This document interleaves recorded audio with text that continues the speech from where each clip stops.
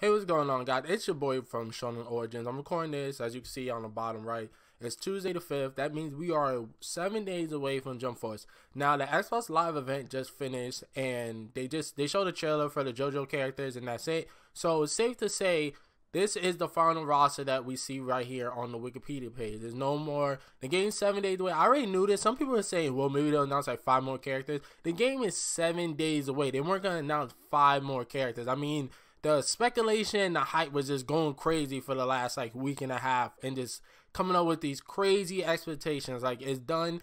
The next character we will see is gonna be DLC. So I figure I will make this video. And since this is the final roster, I've been wanting to make this video, but I want to make sure that the final roster to be the final roster. And now I want to talk about each series, the characters.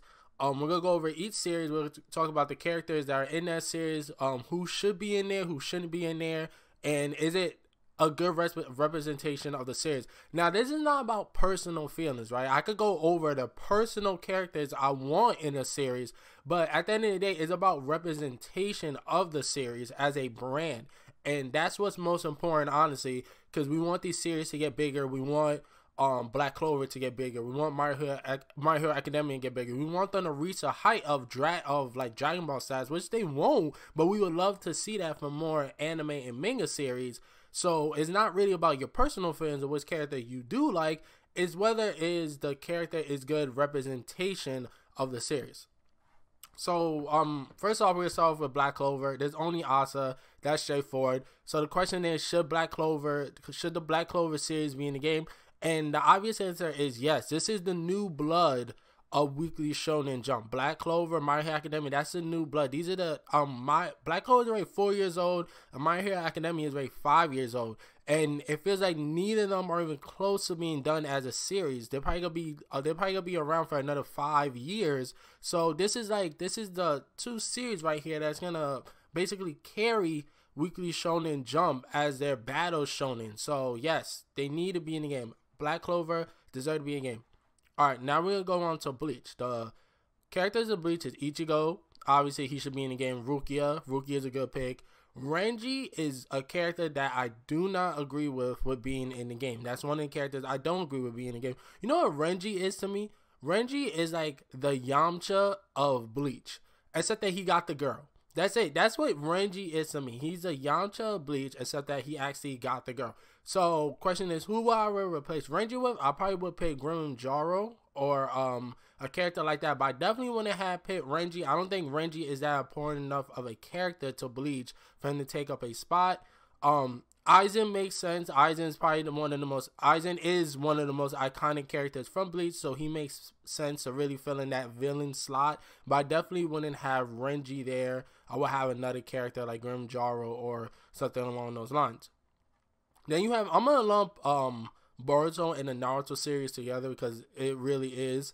Boruto, alright, you could go through the videos I put. I hate on Boruto. I smash his character. I don't like this character, but he deserves to be in the game. No matter, that's what I'm saying. It's not about your personal feelings. It's about the representation of the series. And Boruto deserves to be in the game because the more popular Boruto gets, the longer lasting we get Naruto content as a whole, since he is the forefront of the series now. So Boruto does deserve to be in the game, even though I don't care for the character themselves. Next up is City Hunter, and I believe this is pronounced Ryu Saba. And City Hunter does deserve to be in the game. Now, I don't know much about City Hunter as a series, but I do know that it's a legacy series for Weekly Shonen Jump. It's very popular, especially in like the European countries back in like the 80s and things like that. And another cool thing is this is not let's go here real quick. That character was a part of the first ever crossover Weekly Shonen Jump game. So it's really cool. They have a couple characters in here that are part of the first Weekly Shonen Jump game, like Pegasus, Goku, Ryu. They have JoJo Bizarre Adventure, but they have Joseph instead of Jotaro. Obviously, they have these characters, so it makes sense to have these characters like some of these old school legacy games that have been around from the jump. So Ryu Saba makes sense. Alright, so now we're gonna go to Dragon Ball. Goku is a given, Vegeta is a given, Trunks is a given, and then we have Piccolo. Frieza is a given. this is where I disagree with Cell and Piccolo. Now, I love Piccolo. Everybody loves Piccolo. But in my opinion, Piccolo, or maybe Piccolo, does not deserve to be in the game over Teen Gohan Super Saiyan 2. I completely disagree with that. I don't, or Ultimate Gohan. I don't think he deserves to be in the game over Gohan, period.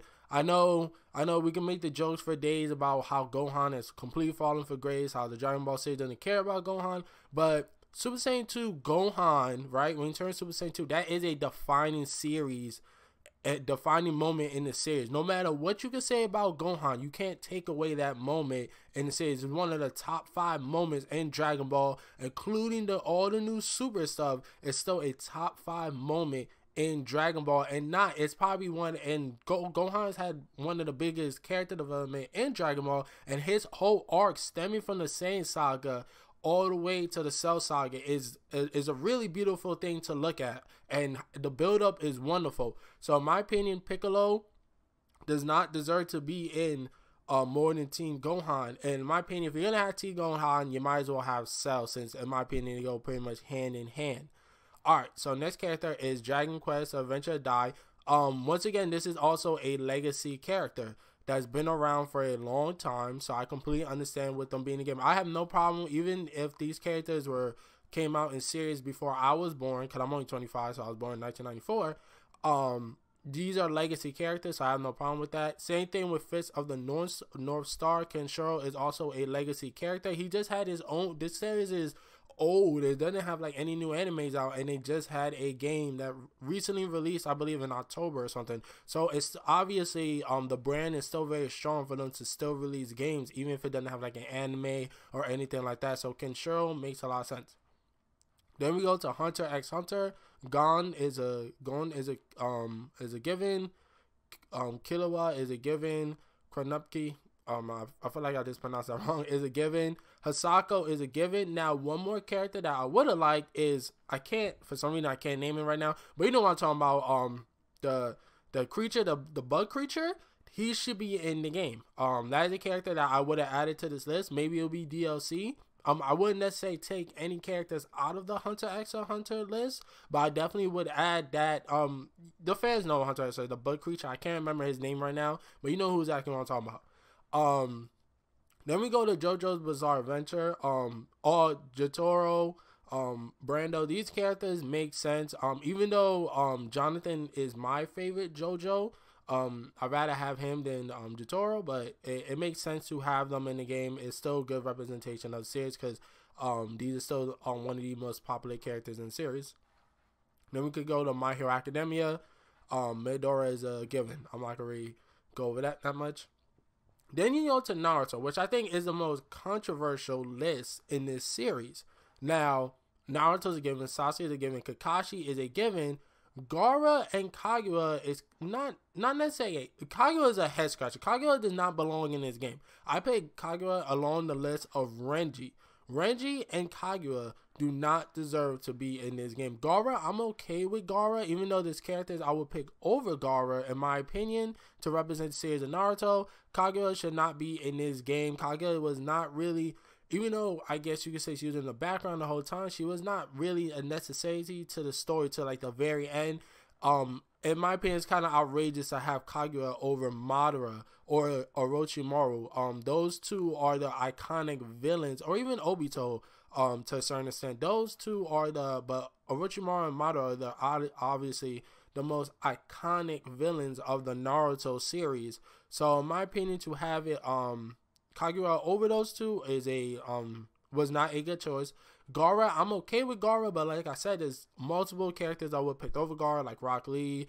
And the question is, does Sakura deserve to be in this game? I do think Sakura should be in this game. I do think you should have the full team 7. But she's not in the game. There is a lack of female characters in the game, period. But yeah, so no. Kaguya should not be in the game. Alright, then we go to One Piece. Luffy's a given, Zoro's a given, Sanji's a given. I haven't caught up. I haven't read One Piece in a long time. Not that, I dislike the series or anything. It's just One Piece is one of those series that I like to let it stack and then read it as a whole. So I haven't read that much up on Sabo, but Hancock, everybody loves Hancock. Blackbeard, I don't know how the fan base feels about Blackbeard. I know Blackbeard is pretty notorious, but I don't know how the fan base feels about Blackbeard as a character. But me personally, in my opinion, I would definitely take out Blackbeard for Ace. Once again, I think that whole arc of like Ace's rescue is like, I feel like that's the thing that propelled One Piece to where it is right now. One Piece is always popular, but I feel like when that arc was going around, it One Piece went to a whole other level because that arc was so good. So I feel like Ace deserves a slot in this One Piece roster. Kenshin makes sense. You have the main character, and Shishiro is the most iconic villain from the Kenshin series, from the Kyoto arc, which a lot of Kenshin fans feel like is the best arc. So it makes sense to have the most iconic villain, plus that's a villain slot in. I don't know much about Saint. I know Pegasus is a main character. I don't know if Dragon is a villain or sort, so I can't really say, but I mean, I'm pretty sure if there's two characters here, they pick the best characters. Yu-Gi-Oh! Obviously you're gonna have Yugi. I would have liked a extra character from Yu-Gi-Oh! I think Yu-Gi-Oh! deserves, I think Kaiba is a iconic character from Yu-Gi-Oh! And I think he deserves a slot in the game, if you ask me. I think Kaiba, not Kaguya. Kaguya is garbage. Kaiba should be in the game. I feel like Kaiba should be in the game.